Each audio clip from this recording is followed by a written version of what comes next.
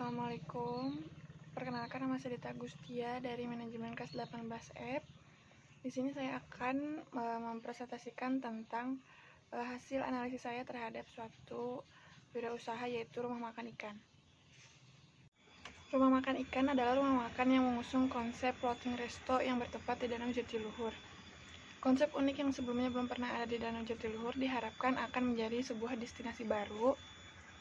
Karena selain menyediakan makanan dan minuman, rumah makan ini juga menyediakan pemancingan untuk wisatawan yang gemar memancing, juga sebagai sarana edukasi bagi anak-anak.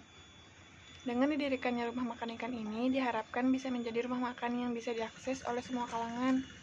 Diharapkan para pengunjung dari berbagai kalangan, mulai dari anak kecil, dewasa, sampai manula, bisa merasakan dan menikmati cita rasa makanan yang dihidangkan oleh rumah makan ikan sambil menikmati suasana Danau Jatiluhur yang diberikan rumah makan ikan.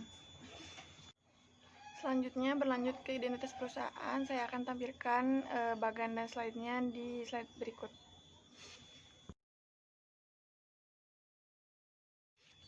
Berikut merupakan identitas perusahaan dari mulai nama perusahaan rumah makan ikan, jenis perusahaan kuliner, alamat, jumlah pegawai, bangunan, telepon, hingga struktur organisasi sudah saya sertakan di slide sebelumnya. Selanjutnya yang menunjang berdirinya rumah makan ikan ini yaitu aspek hukum, dan saya akan menampilkan slide-nya di slide berikut ini. Berikut beberapa izin usaha mengenai NPWP, izin usaha SIUP, SITU, izin usaha TDP, kapasitas usaha, jenis usaha, akte pendirian, hingga modal. Selanjutnya mengenai aspek persaingan dan pasar. Yang pertama ada segmentasi pasar. Di dalam segmentasi pasar itu yang pertama ada segi geografis. Target konsumen yang akan dicapai oleh rumah makan ikan adalah wisatawan dari kota yang jauh dari suasana kota dan perairan. Yang kedua ada segi demografi, yaitu produk makanan yang kita buat itu untuk semua jenis kalangan dari mulai usia, ras, agama. Yang ketiga ada segi psikografis, yaitu target segmentasi psikografis rumah makan ikan cenderung terhadap pribadi yang memiliki karakter penggemar wisata kuliner. Jadi tidak disarankan untuk yang fobia air atau mabuk laut, itu tidak disarankan. Yang keempat, segi perilaku. Variabel perilaku yang berpengaruh terhadap segmentasi perilaku ini adalah konsumen yang memiliki loyalitas yang tinggi, yang mempunyai keinginan tahu yang tinggi juga. Selanjutnya ada strategi marketing. Strategi pemasaran yang dilakukan oleh rumah makan ikan adalah dengan mengaplikasikan dan memanfaatkan media sosial sebagai media promosi, dari mulai Facebook, website, Instagram, dan lain sebagainya. Selanjutnya ada persaingan. Rumah makan ikan bukanlah satu-satunya rumah makan yang mengolah makanan berbahan dasar ikan. Masih banyak pesaing yang menjadi ancaman dari rumah makan ikan ini.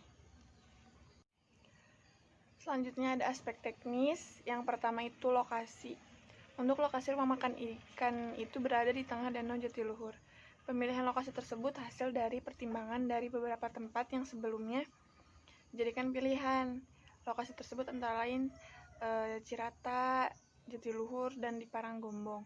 Semua lokasinya bertempat di Purwakarta, tapi yang lebih condong, yang lebih banyak wisata yang masuknya itu di Danau Jatiluhur, dan belum ada juga konsep floating resto juga di sini. Jadi lebih condong ke Jatiluhur aja. Dengan segala pertimbangan yang ada, akhirnya memutuskan untuk memilih di Danau Jatiluhur. Karena lokasinya yang sangat strategis, karena berada di tempat wisata yang selalu ramai dikunjungi. Selanjutnya ada bangunan. Bangunan rumah makan ikan ini adalah bangunan milik keluarga yang dulunya adalah tempat keramba ikan, akhirnya disulap menjadi sebuah rumah makan ikan. Rumah makan ikan terapung ini memiliki ukuran 14 meter kali 45 meter. Karena dibangunnya di atas air, bentuk bangunannya unik, terdiri dari 2 lantai. Yang pertama, seluas 150 meter persegi, termasuk dapur dan kamar mandi. Digunakan untuk pengunjung yang gemar memancing karena ada kolam ikan khusus. Jadi kalau mau masak itu kita bisa mancing ikan sendiri atau bisa diambilin sama karyawannya kayak gitu. Terus lantai kedua itu khusus untuk pengunjung yang ingin mengadakan rapat atau acara keluarga yang privacy, itu kita sediakan tempatnya. Selanjutnya ada bahan baku produksi. Yang pertama itu bahan baku utamanya tentunya ikan, karena rumah makan ikan ini bertempat jatiluhur, yang dimana penghasilan sumber daya alamnya berpacu terhadap ikan. Ikannya ikan danau gitu, kayak ikan mujair, ikan emas, ikan patin, kayak gitu. Yang selanjutnya ada bahan baku pendukung terdiri dari daging ayam dan aneka seafood. Jadi yang bosan makan ikan itu jadi ada pilihannya gitu.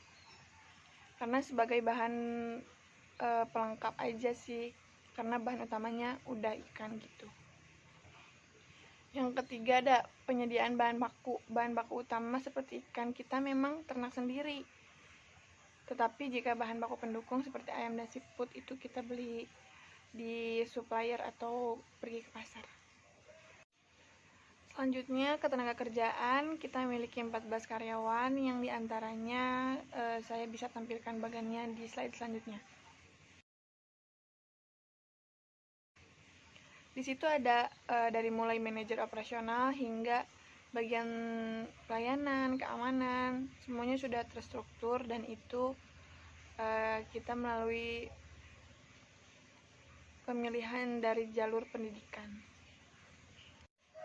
Selanjutnya ada menu rumah makan ikan yang saya akan bisa tampilkan di slide selanjutnya. Nah, di situ ada berbagai macam menu dan itu menu-menu utama dari rumah makan ikan. Selanjutnya ada aspek keuangan. Di sini saya melakukan pencatatan terhadap menghitung biaya operasional pengeluaran rumah makan ikan selama 1 bulan hingga 1 tahun, dan saya akan memperlihatkan datanya sebagai berikut. Di situ merupakan gambaran pengeluaran rumah makan ikan dari mulai bagian produksi hingga transportasi selama 1 bulan hingga 1 tahun. Selanjutnya ada tabel arus kas dan NPV. Saya akan tampilkan di slide berikut. Di situ kita bisa lihat dari mulai arus kas dan NPV, saya memakai tahun dari tahun sekarang sampai tahun 2024. IT-nya dari mulai 160.000 sampai 300.000 dengan DF 20%, dan hasil kas bersihnya dari mulai arus kas itu bervariasi dari mulai 235.000, 192.000 sampai 151.000. Sama dengan halnya NPV itu sama, mulai dari 235.000 sampai 184.000. Sama dengan halnya arus kas, hasil dari kas bersih dari NPV juga sama persis karena memang DF-nya 20%.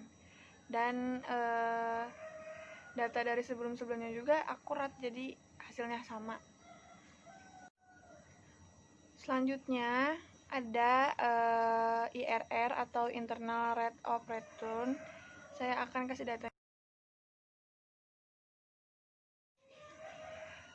Di situ ada 2 tabel. Jadi yang pertama itu dengan DF 25%, yang satunya lagi dengan DF 26%. Jadi otomatis nilainya akan berbeda. Tapi kas bersihnya memang sama. Cuman nilai dari DF-nya itu sendiri yang beda. VF kas bersih dari 25% itu dari mulai 190.000 hingga 1.016.000. Kalau yang kas bersihnya dari DF 26% itu bervariasi. Si kas bersihnya dari mulai 224.000 hingga 996.000. Jadi lebih besar si DF yang 25% itu. Jadi kalau yang si nilai NVF 25% itu hasilnya positif karena nilainya tidak minus, hasilnya tidak minus.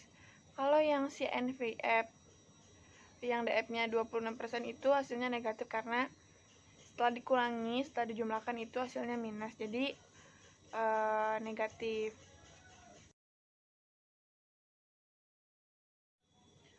Selanjutnya ada nilai interpolasi 28% dan initial investment 29%, itu saya akan tampilkan di slide berikut.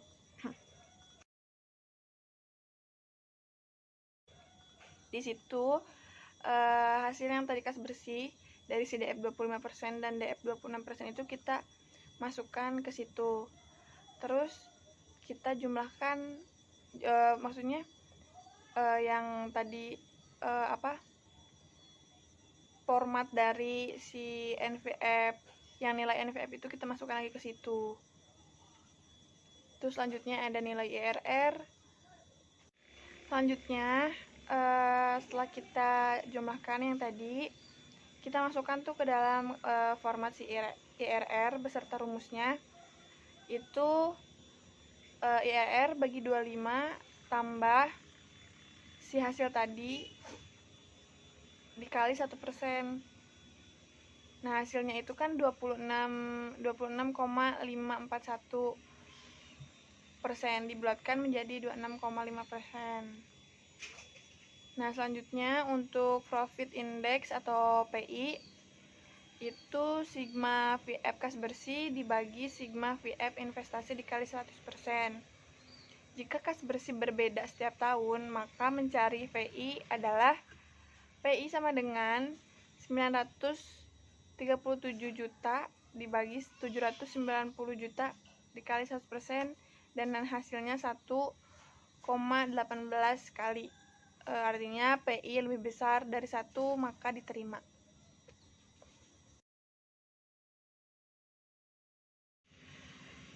Selanjutnya ada kesimpulan aspek keuangan. Yang pertama itu ada payback period. Hasil pengukurannya 2 tahun 10 bulan, keterangannya baik. Yang kedua ada appraised rate of return. Hasil pengukurannya 60%, artinya baik.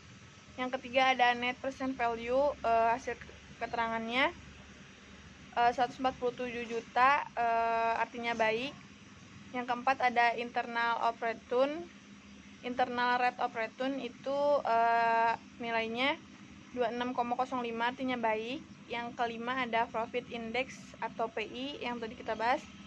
Hasil pengukurannya 1,18 kali, artinya baik. Jadi semua yang tertera di aspek keuangan ini hasilnya baik. Terakhir, kesimpulan, saat ini usaha rumah makan ikan sedang banyak digemari oleh para wisatawan. Bisnis rumah makan adalah bisnis yang menjanjikan. Karena itu, dengan kita menjadi pengusaha rumah makan, kita bisa meraih keuntungan yang sangat banyak. Tetapi, bisnis ini juga mempunyai risiko yang tinggi. Karena bisnis rumah makan beda dengan bisnis yang lain, kecuali yang kita jual adalah makanan yang tidak mempunyai masa basi. Persiapan awal yang perlu diperhatikan untuk memulai sebuah usaha rumah makan tentunya dengan menyiapkan modal, tempat atau lokasi yang strategis, mengetahui peluang pasar, perizinan usaha, serta sumber daya alam dan manusia yang memungkinkan. Tak lupa promosi secara intens juga harus kita dukung untuk bisa membuat bisnis kita berjalan dan berkembang dengan lancar dan bertahan dengan usia yang lama. Untuk itu, sekian presentasi dari saya, Dita Agustia. Kurang lebihnya mohon dimaafkan. Wassalamualaikum warahmatullahi wabarakatuh.